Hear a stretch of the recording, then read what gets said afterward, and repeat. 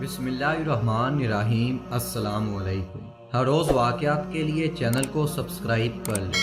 سیدنا عمر فاروق رضی اللہ تعالیٰ عنہ کا دور حکومت تھا۔ حضرت سیدنا عمر فاروق رضی اللہ تعالیٰ عنہ نے حضرت سعید بن عمر رضی اللہ تعالیٰ عنہ کو حمص کا عامل مقرر فرمایا۔ پھر جب حضرت سیدنا عمر رضی اللہ تعالیٰ عنہ حمص تشریف لے گئے تو آپ نے اہل حمص سے پوچھا، تم نے اپنے عامل کو کیسا پایا ہے؟ تو انہوں نے حضرت سیدنا سعید بن عمر رضی اللہ تعالیٰ عنہ کے خلاف کئی شکایات کی۔ انہوں نے سیدنا عمر رضی اللہ تعالیٰ عنہ سے عرض کیا، ہمیں اپنے امیر سے 4 شکایات ہیں۔ پہلی، یہ ہمارے پاس دن چڑھے بہت ہی زیادہ دیر سے تشریف لاتے ہیں۔ دوسری، یہ رات کو کسی کی بات نہیں سنتے۔ تیسری، مہینے میں ایک دن ایسا بھی آتا ہے کہ یہ ہمارے پاس تشریف نہیں لاتے۔ چوتھی، کبھی کبھی ان پر زیادہ رنج و غم کی کیفیت طاری ہو جاتی ہے اور یہ بے ہوش ہو جاتے ہیں۔ حضرت سیدنا عمر رضی اللہ تعالیٰ عنہ نے حضرت سیدنا سعید بن عمر رضی اللہ تعالیٰ عنہ کو بلایا اور تمام لوگوں کو جمع کیا، پھر دعا فرمائی، اے میرے پروردگار، آج اس معاملے میں میرے فیصلے کو کمزور نہ کرنا، یعنی کہ مجھے صحیح فیصلہ کرنے کی توفیق عطا فرمانا۔ پھر لوگوں کی طرف متوجہ ہوئے اور کہا، تمہیں ان کے بارے میں کیا شکایت ہے؟ لوگوں نے عرض کیا کہ یہ ہمارے پاس دن چڑھے بہت دیر سے تشریف لاتے ہیں۔ حضرت سیدنا سعید بن عمر رضی اللہ تعالیٰ عنہ نے جب یہ شکایات سنی تو فرمایا، مجھے یہ بتاتے ہوئے شرم آتی ہے کہ میں دیر سے کیوں آتا ہوں۔ اللہ تعالیٰ کی قسم ہے، میرے پاس کوئی خادم نہیں ہے، میں خود آٹا پیستا ہوں،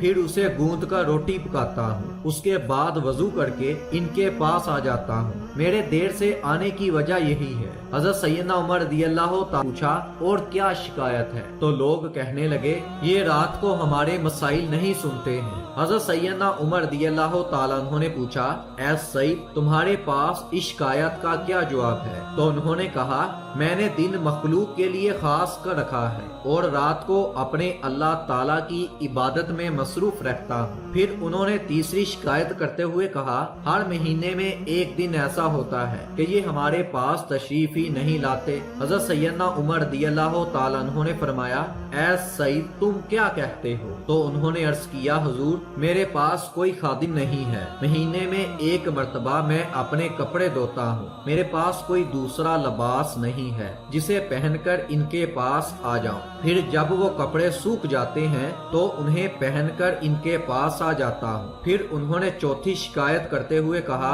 انہیں کبھی کبھی شدید دورہ پڑتا ہے اور یہ بے ہوش ہو جاتے ہیں۔ حضرت سیدنا عمر رضی اللہ تعالیٰ عنہ نے فرمایا، اے سعید، اس شکایت کا تمہارے پاس کیا جواب ہے؟ آپ رضی اللہ تعالیٰ عنہ نے عرض کیا، اسلام کی دولت حاصل ہونے سے پہلے میں نے حضور صلی اللہ علیہ وآلہ وسلم کے ایک صحابی حضرت سیدنا خبیب رضی اللہ تعالیٰ عنہ کو ایک میدان میں دیکھا تھا، جنہیں کفار قریش نے کھجور کے درخت سے باندھ رکھا تھا اور تیروں سے ان کا جسم چھلنی کر رہے تھے۔ میں بھی ان لوگوں میں موجود تھا۔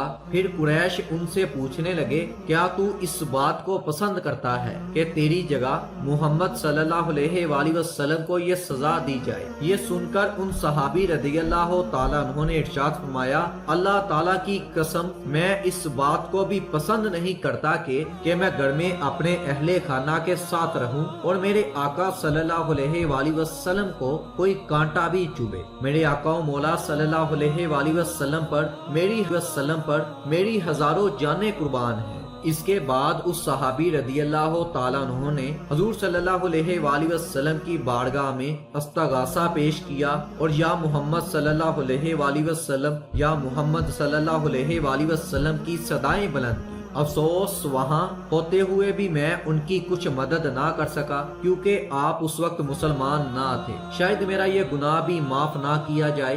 بس یہ خیال آتے ہی میری حالت خراب ہو جاتی ہے اور مجھ پر غشی طاری ہو جاتی ہے۔ حضرت عمر رضی اللہ تعالیٰ عنہ نے ارشاد فرمایا، اللہ تعالیٰ کا شکر ہے کہ اس نے میری فراست کو ضائع نہیں کیا اور مجھے ایسی عظیم ہستیاں عطا فرمائیں۔ پھر آپ رضی اللہ تعالیٰ عنہ نے سیدنا سعید رضی اللہ اللہ تعالیٰ عنہ کو 1000 دینار دیتے ہوئے ارشاد فرمایا ان کے ذریعے اپنی ضروریات پوری کر لینا۔ جب آپ رضی اللہ تعالیٰ عنہ کی زوجہ محترمہ رضی اللہ تعالیٰ عنہ نے دینار اللہ کا شکر ہے کہ اس نے ہمیں غنی کر دیا، یہ سن کر آپ رضی اللہ تعالیٰ عنہ نے ارشاد فرمایا میرے لیے زیادہ بہتری اسی میں ہے کہ ہم یہ تمام دولت ان لوگوں کو دے دیں جو ہم سے بھی زیادہ محتاج ہیں، کیا تو اس بات پر راضی ہے؟ وہ صبر و شکر کی پیکر بولی میں راضی ہوں۔ آپ رضی اللہ تعالیٰ عنہ نے تمام دینار تھیلیوں میں بڑے اور اپنے گھر کے سب امین شخص کو بلایا اور فرمایا یہ تھیلی فلاں خاندان کی بیوہ کو دے آؤ،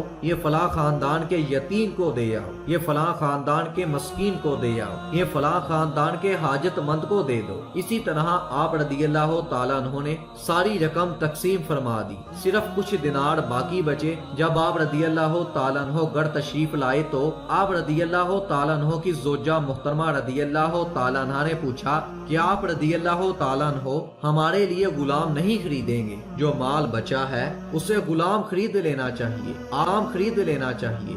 آپ رضی اللہ تعالیٰ عنہ نے فرمایا اگر ہم سے زیادہ کوئی محتاج آ گیا تو ہم یہ مال اس کو دے دیں گے۔ پیارے دوستو، اللہ تعالیٰ کی ان پر کروڑوں رحمتیں ہوں اور ان کے صدقے ہماری مغفرت ہو، آمین یا رب العالمین۔